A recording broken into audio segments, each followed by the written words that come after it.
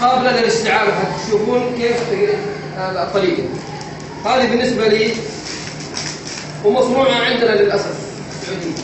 نفتح على واحدة منها وناخذ واحدة بس، ناخذ ثنتين بلاش ناخذ ثنتين فقط، ونشوف كمية الاشتعال وكمية الزيت اللي يطلع منها. شوفون كيف كمية الزيت وكمية الدخان اللي يطلع منها. شوف الصبغات اللي جوتها. طيب بسم الله الرحمن الرحيم. بس ولعنا شوية وتركنا الولاعة كأنها مغرقة ببنزين. انظر بدون تعليقات لو سمحت. بس الزيت الحين الزيت ينزل.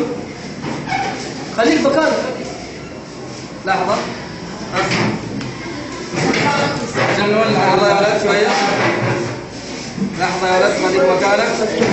يوسف دقيقة يا ولد. خليك مكانك. هذه بس حبتين حتشوف بعد شوية الزيت اللي طلع منها. طبعا في روائح كريهة طلعت الآن كأنك قاعد تحرق كفر. لحظة يعني ناكل. شوف دقيقة. شوفوا كمية الزيت اللي تطلع منه. ها؟ كمية الزيت ولا زيت سيارات.